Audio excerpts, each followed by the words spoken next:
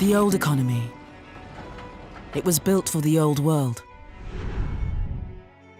The old economy is based on an old-fashioned model that wasn't made to last. The old economy relentlessly seeks growth whatever the cost. The old economy will eventually die. But the old economy is in transition to the next economy.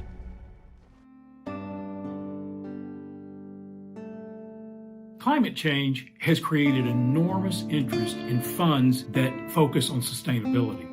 It's a great feeling to know that your savings are helping the environment. Except they're probably not. Not in the way you think they are. I'm Jeff Warren, investment advisor with Secure Retirement. I've been passionate about environmental investment for many years, and that brings me to my main subject. Our company has researched ESG funds from prominent money managers, including BlackRock, Vanguard, Fidelity, and many others. These funds are presented to well-intentioned investors as socially responsible, environmentally sustainable, or similar representations. As we looked under the hood at these offerings, however, we saw a disturbing theme. 5 companies kept appearing over and over: Facebook, Amazon, Apple, Microsoft, and Google. These 5 tech companies, plus JP Morgan Chase, Visa, and similar financial corporations, are in the top 10 holdings of most of these so-called ESG funds. Now, we believe these companies are making progress in reducing their own carbon footprints. That's just good business these days.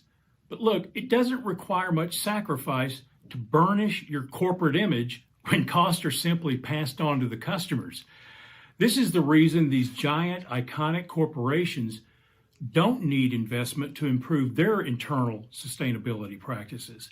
However, the real movers and shakers in the field, meaning the companies that produce the energy, technology, and services to impact climate change, need investment urgently.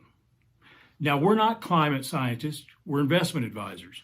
But as such, we have discovered that you can directly invest in climate change solutions. We're doing it now.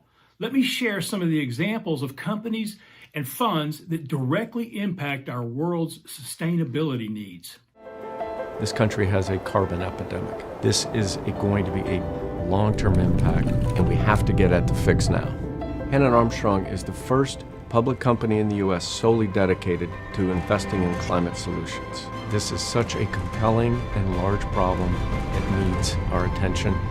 The crisis is that acute, and frankly, the investment opportunity is that great.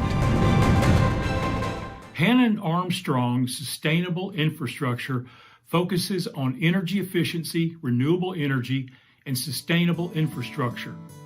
This was the first 100% environmentally focused company listed on the New York Stock Exchange, and it continues to be effectively engaged in climate change solutions. Origin Materials is the world's leading negative carbon materials company. One example of what they do is turning biomass into useful materials like 100% plant-based plastics for Nestle, PepsiCo, and other consumer-oriented corporations. The reason we like Origin is because green energy alone will not solve climate change. We need a sustainable materials revolution also. The PAX Global Environmental Markets Fund is a mutual fund strategy focused on companies that impact new energy, water, waste recovery, sustainable foods, and forestry. They began requiring ESG standards for mutual funds over 50 years ago. We have a lot of value at risk, a lot of assets at risk. We can't predict when it will happen. You have to be prepared for it to happen and to price those risks accurately in order to invest in a way that protects you, that is resilient to those risks. We are facing a world that has a lot more potential for conflict in it, and that is never good for financial markets either, much less for people. It's very important if we're going to address climate change that we don't sit back and think government's going to do all the work for us. In fact, in many parts of the globe, government's not doing enough. So it's imperative that business corporations and capital markets be part of the solution.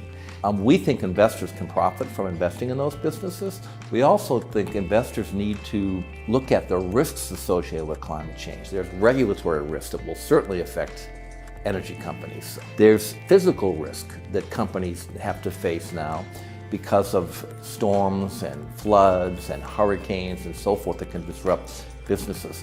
And there's what we might call reputation risk or brand risk to companies that aren't on the right side of this issue. But on climate, I think increasingly we're seeing that younger investors want to invest in companies that are going to do something about it, and they don't want to invest in companies that are making it worse.